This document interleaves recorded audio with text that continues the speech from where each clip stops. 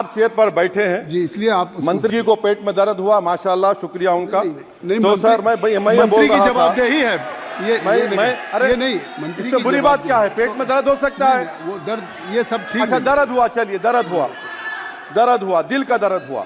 तो सर शुक्रिया मोहतरम चेयरमैन साहब, आपने मुझे बोलने का मौका दिया।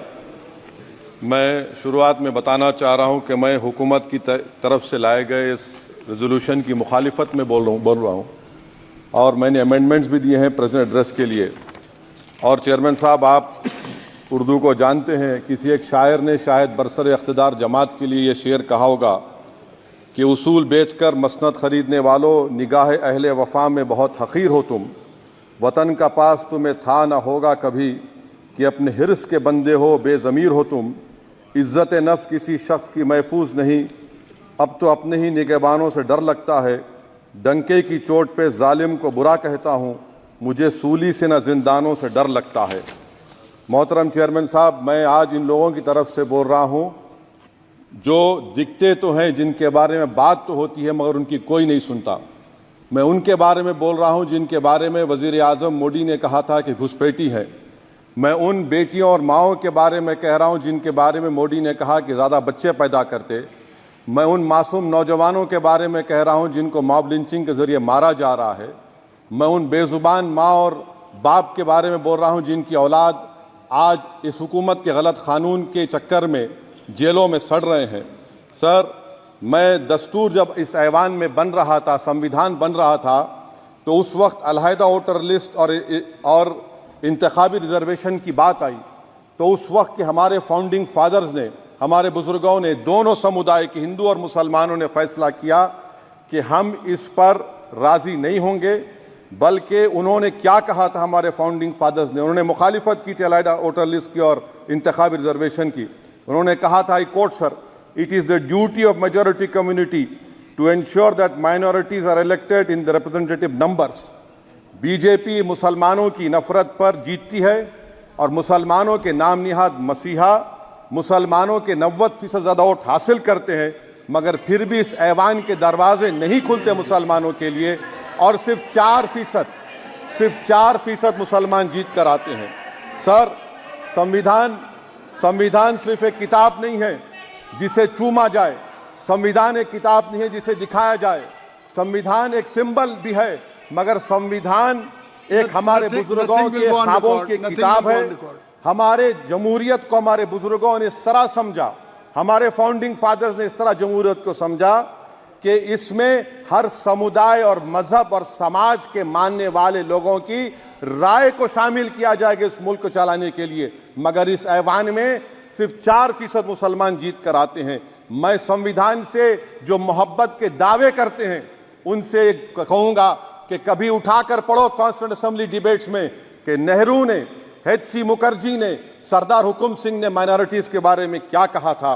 सर, वतन अजीज का मुस्तकबिल कैसा होगा जब बीजेपी मुझे गायब करना चाहती है और दीगर हिज़्ब इख्तिलाफ की पार्टियां के लिए मेरा वजूद सिर्फ वोट डालना और अपनी खबर में जाकर सो जाना है। इसीलिए आप देखते हैं कि समाजी इंसाफ है सर कि 4% मुसलमान जीत कर आते हैं। सर, इस ऐवान में ओबीसी समाज के एमपी अब अपर कास्ट के एमपी के बराबर हो चुके हैं।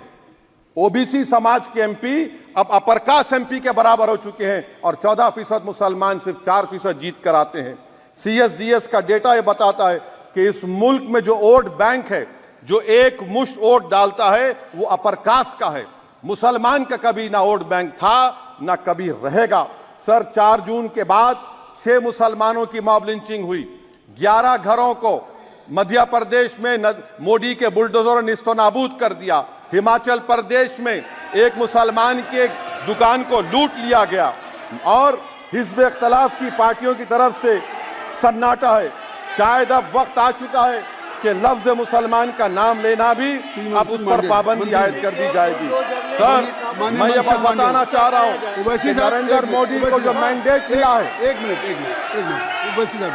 आप लोग बैठ जाएं, कृपया आप लोग बैठ जाएं। श्री मनसुख मांडविया जी, आप लोग बैठ जाएं, कृपया माननीय सदस्य बैठ जाएं। श्री मनसुख मांडविया जी, कृपया आप लोग बैठ जाएं। अपने प्रारंभिक कृपया आप लोग बैठ जाएं। माननीय आप लोग बैठ जाएं। माननीय सदस्य ने माननीय सदस्य बैठ जाएं। माननीय सदस्य ने अपने प्रारंभिक भाषण में जो शब्द प्रयोग करा है उसको ऑथेंटिकेट करा जाए। और अभी उन्होंने उल्लेख करा कि मोदी के बुलडोजर ने वहाँ मॉब लिंचिंग करा है, उसको भी ऑथेंटिकेट करा जाए। निश्चित तौर से इसको ठीक है। उवैसी साहब जब भी कोई बात नहीं सर, आप चेयर पर बैठे हैं जी, इसलिए आप मंत्री जी को पेट में दर्द हुआ, माशाल्लाह, शुक्रिया उनका। नहीं, तो सर मैं ये बोल मंत्री की रहा था, जवाबदेही है ये अरे ये नहीं मंत्री इससे बुरी बात क्या है? पेट में दर्द हो सकता है, वो दर्द ये सब ठीक अच्छा है। दर्द हुआ, चलिए दर्द हुआ, दिल का दर्द हुआ। तो सर जो नरेंद्र मोदी को मैंडेट मिला है वो सिर्फ और सिर्फ मुसलमानों की नफरत पर हिंदुत्व की वजह से मिला है। I would like to say it is not Modi's in dock but every single person voted him despite his anti Muslim voice. And I would like to tell the opposition parties, this is not a moral victory for you, this is a victory of majoritarianism. Everyone should contemplate and do introspection. Why is it that the OBCs and the upper caste are getting their due representation? Why are the Muslims not getting? Are we here only to vote for you and not to get elected? If that is the case, please tell us that we are only here to vote for you. Sir, आज भारत के आधे नौजवान बेरोजगार हैं और रोजगार की तालाश, बेरोजगारी का आलम यह है सर कि मोदी सरकार के 5 साल में 75 लाख एस्पिरेंट्स की जिंदगी बर्बाद हो गई, 6 पेपर लीक हुआ। बेरोजगारी का आलम यह है सर कि रशिया जा रहे हैं, वहां जाकर अपनी जानों को दे रहे हैं।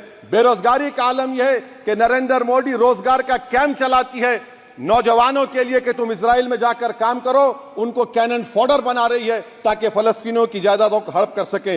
ये भी कंक्लूड कर। अरे सर मेरा टाइम है, कहाँ टाइम है सर? आप ये टाइम ले लिए मेरा सर, मैं 2 मिनट दीजिए।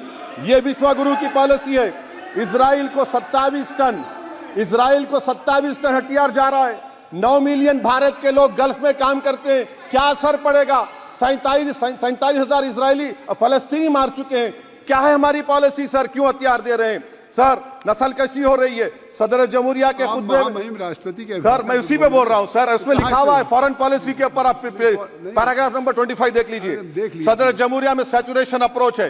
क्यों नहीं मोदी सरकार माइनॉरिटीज को फ्री स्कॉलरशिप को डिमांड करती है सर? उसको आपने बजट कम कर दिया सर। बनारस का बुनकर 18 महीने से मंडी का शिकार है, सूरत और बेंगलुरु जा रहा है सर। आखिरी बात कंक्लूड कर रहा हूं, आखिरी बात सर, पनून केस में निखिल गुप्ता, मोदी ने कहा था कि हम घर में घुसकर मारा, तो निखिल गुप्ता को किसने ऑर्डर दिया था पनून को मारने का?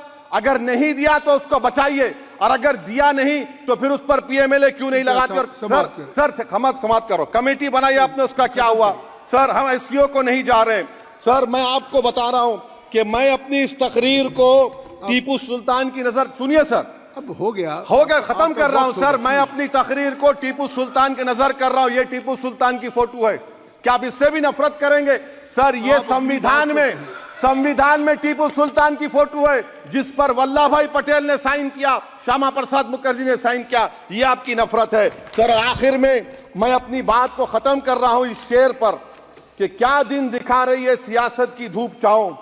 जो कल सपूत थे वो कपूतों में आ गए, थे इस कदर अजीम के पैरों में ताज थे, इतने हुए जलील के जूतों में आ गए। बहुत बहुत शुक्रिया सर।